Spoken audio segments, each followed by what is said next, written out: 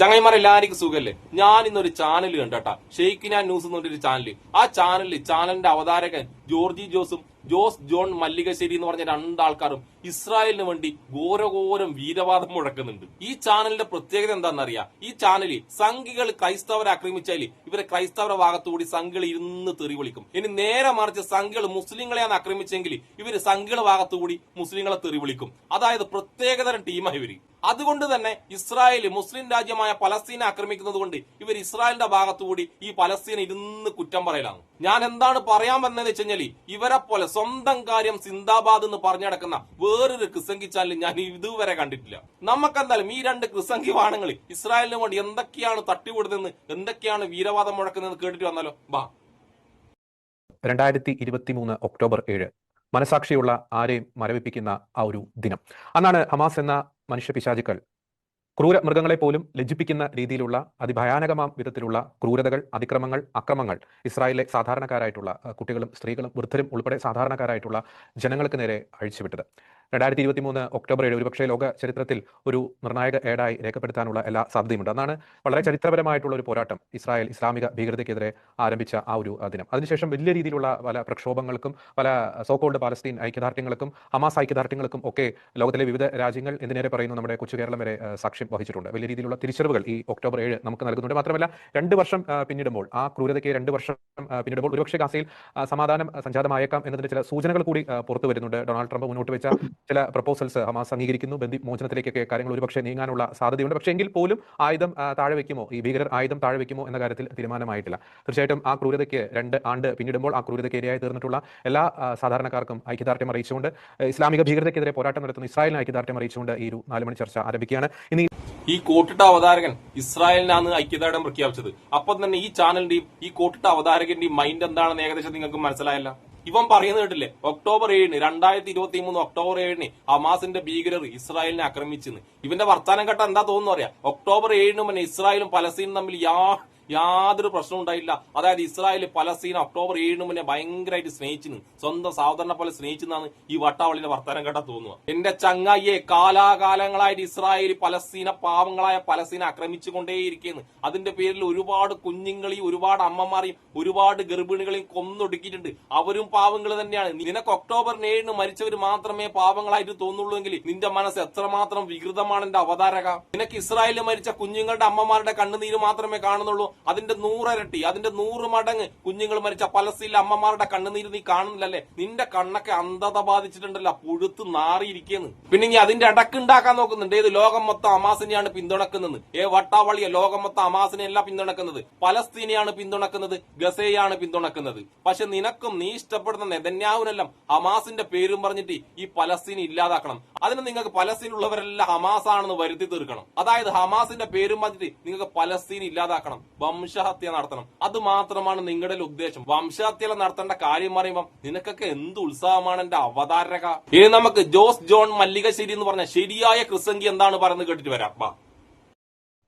ആദ്യം doctor Jose John Mallikassery ഇൻട്രോയിൽ പറഞ്ഞതുപോലെ ക്രൂരതയുടെ മറ്റൊരു പര്യായമായി 2023 ഒക്ടോബർ 7 നമുക്ക് വിശേഷിപ്പിക്കാൻ സാധിക്കും. ഈ ഒക്ടോബർ 7, ആ 2023 ഒക്ടോബർ 7 ലോകത്തിന് നൽകുന്ന തിരിച്ചറിവുകൾ എന്തൊക്കെയാണ് ഡോക്ടർ ജോസ് ജോൺ മല്ലികശ്ശേരി? ഒന്നാമത് തിരിച്ചറിവ് അത് ഇസ്ലാമിക ഭീകരതയുടെ യഥാർത്ഥ മുഖം തുറന്നു കാണിക്കുന്നു എന്നുള്ളതാണ്. ഇന്ന് യൂറോപ്പിലായിക്കൊള്ളട്ടെ, അമേരിക്കയിലായിക്കൊള്ളട്ടെ, ഈ കേരളത്തിലായിക്കൊള്ളട്ടെ, ഈ ഒരു സംഗതിയെ സപ്പോർട്ട് ചെയ്തുകൊണ്ടുള്ള ഇസ്ലാമിസ്റ്റുകളുടെ പ്രവർത്തനവും നമ്മൾ കാണുന്നതാണ്.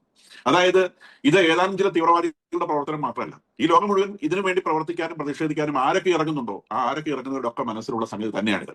അപ്പൊ ഇത് വാസ്തവത്തിൽ ഇസ്ലാമിക തീവ്രവാദത്തിന്റെ ഒരു ഡെമോൺസ്ട്രേഷൻ ആണ് നമ്മളോട് കണ്ടത്. അതാണ് ഒക്ടോബർ 7 2023 ഏറ്റവും വലിയ പ്രത്യേകത.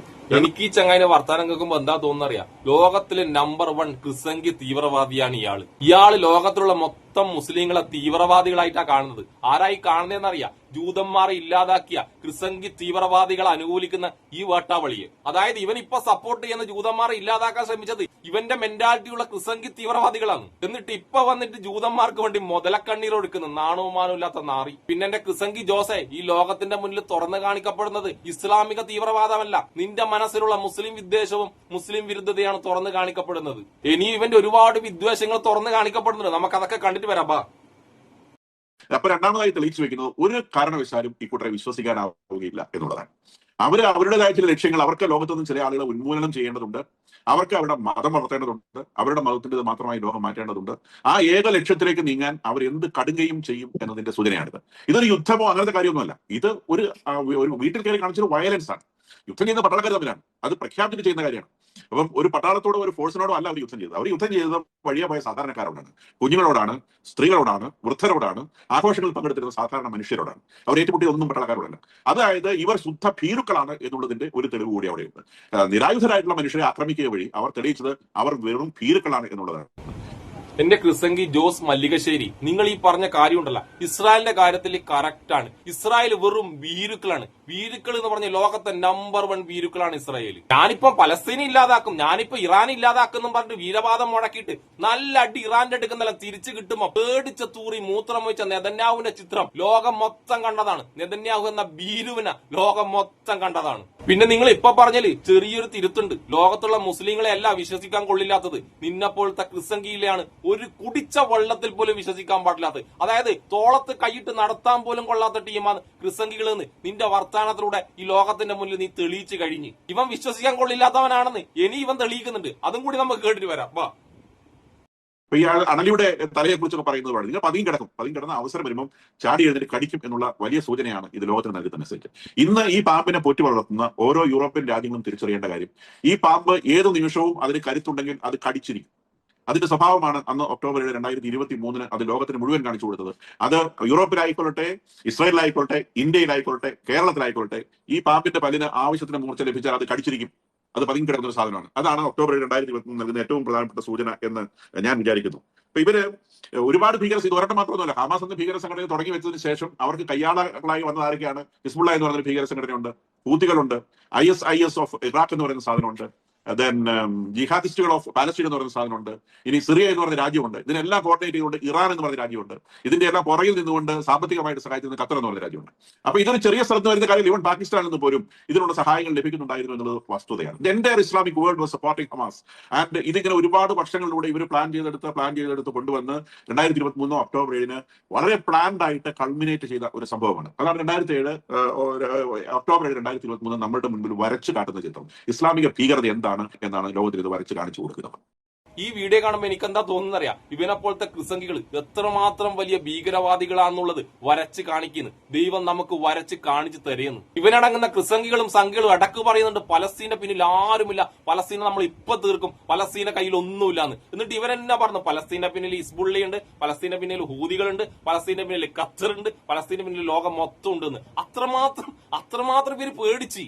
ഇവർക്ക് മനസ്സിലായി നെതന്യാഹുവിനെ കൊണ്ട് കൂട്ടിയാ കൂടില്ല എന്നുള്ള കാര്യം. നെതന്യാഹുവിന് മനസ്സിലായതിനെയും കാട്ടി അധികം ഈ സംഘികൾക്കും ക്രിസംഘികൾക്കും മനസ്സിലായി. പക്ഷെ നമ്മളെപ്പോലെ വിവരവും ബോധവും ഉള്ളവർക്കെല്ലാം പണ്ടേ മനസ്സിലായിന് നെതന്യാഹുവിനെ കൊണ്ട് ഒന്നും കൂട്ടിയാ കൂടൂലെന്ന്. അതായത് ഇറാനെ മുട്ടിയപ്പം തന്നെ ഇറാനെ 10 ദിവസം കൊണ്ട് ഞാൻ ഇതാ തീർത്തെന്നും പറഞ്ഞിട്ട് പോയതാണ്. ഇറാന്റെ കയ്യിൽ നിന്ന് കിട്ടാൻ തുടങ്ങിയപ്പോ മോങ്ങിക്കൊണ്ട് തിരിഞ്ഞോടിയിട്ട് എങ്ങനെയെങ്കിലും യുദ്ധം നിർത്തുമെന്നും പറഞ്ഞിട്ട് കാല് പിടിച്ചപ്പം, ലോകരാജ്യങ്ങളെ കാല് പിടിച്ചപ്പോ തന്നെ നെതന്യാഹുവിനെ കൊണ്ട് ഒന്നും ആവില്ലാന്നും ഒന്നും കൂട്ടിയാ കൂടൂലെന്നും ലോകത്തുള്ള ബോധവും വിവരമുള്ള എല്ലാവർക്കും മനസ്സിലായി. പക്ഷെ സംഖ്യക്കും ക്രിസംഖ്യക്കും ഈ അടുത്ത കാലത്താ മനസ്സിലായി ഒരു പുണ്ണാക്ക് ഇവനെ കൊണ്ടാവില്ല. പക്ഷെ ഇവനെങ്ങനെയെങ്കിലും ബൂസ്റ്റ് ചെയ്തേ പറ്റൂ ഈ സംഖ്യക്കും ക്രിസംഖ്യക്കും. അതുകൊണ്ടാണ് ഇങ്ങനത്തെ പൊട്ടത്തരങ്ങൾ ഓരോ ചാനലിൽ വന്നിരുന്നിട്ട് വിളിച്ചു പറയുന്നത്. പിന്നെ ഈ ക്രിസംഖി ജോസ് പറയുന്നുണ്ട് പലസ്തീനികളാണ് ഒളിച്ചിരുന്ന് ആക്രമിക്കുന്നത് ഇസ്രായേലിനാണ്. എന്റെ ക്രിസംഖിയെ, ഈ പതുങ്ങിയിരുന്ന് ഭീരുക്കളെ പോലെ പലസ്തീനെ ആക്രമിക്കുന്നത് ഇസ്രായേൽ തന്നെയാണ്. ഇസ്രായേലിലെ ഭീരുക്കൾ തന്നെയാണ് എന്റെ ക്രിസംഖിയെ. ഹമാസിന്റെ പേരും പറഞ്ഞ് കുഞ്ഞുങ്ങളെയും ഗർഭിണികളെയും അമ്മമാരെയും കൊന്നൊടുക്കുന്ന ലോകത്തിലെ ഏറ്റവും വലിയ ഭീരുക്കള്, ഏറ്റവും വലിയ ഭീകരവാദികള് ഇസ്രായേൽ തന്നെയാണ് എന്റെ ക്രിസംഖി ജോസെ. പക്ഷെ എനിക്ക് ഇവന്റെ വീഡിയോ കണ്ടപ്പോൾ എനിക്ക് മനസ്സിലായത് എന്താണെന്നറിയാം, ലോകത്താരെക്കാളും പേടിക്കേണ്ടത്, ലോകത്താരെക്കാളും ഭയപ്പെടേണ്ടത് ഇവനെ പോലെയുള്ള ക്രിസംഖികളെയാണ്. അവനവന്റെ കാര്യം മാത്രം നോക്കിയിട്ട് അവനവന്റെ സുഖത്തിനും അവനവന്റെ സൗകര്യത്തിനും വേണ്ടി കൂടെയുള്ളവരവരെ ഒറ്റാം മടിയില്ലാത്ത ഇവനെ പോലുള്ള ക്രിസംഖികളെയാണ് ലോകത്ത് വേറെ ആരെക്കാളും, വേറെ ഏത് ഭീകര സംഘടനയെക്കാളും പേടിക്കേണ്ടത്. അതുകൊണ്ട് ജോസ് മല്ലിശ്ശേരി എന്ന ക്രിസംഖി, നീയൊക്കെ ഇസ്രായേലിന് വേണ്ടി എന്തൊക്കെ വീരവാദം മുഴക്കിയാലും എന്തൊക്കെ വിടൽസ് വിട്ടാലും ലോകത്തിന് മനസ്സിലായി ഇസ്രായേൽ ഒരു ഭീകര രാജ്യമാണെന്നും, പക്ഷെ ആ ഭീകര രാജ്യം പേടിച്ച് തൂറികളാണെന്നും അവരൊരു വിശ്വസിക്കാൻ കൊള്ളില്ലാത്ത രാജ്യമാണെന്ന് പോലും ലോകത്തിന് മനസ്സിലായി. അതുകൊണ്ട് നീയടങ്ങുന്ന ക്രിസംഖികളും സംഘികളും ഇസ്രായേലിന് വേണ്ടി വീരവാദങ്ങൾ ഇങ്ങനെ മുഴക്കിക്കൊണ്ടേയിരുന്നോ. ആ വീരവാദങ്ങളൊക്കെ പൊളിച്ച് കൈ തരാൻ വേണ്ടി നമ്മളെപ്പോലുള്ളവർ ഇവിടെ ഇരിക്കുന്നുണ്ട്. അപ്പൊ എന്നെ ഇഷ്ടപ്പെടുന്ന എല്ലാവർക്കും എന്റെ ഒരു നല്ല സുലാൻ.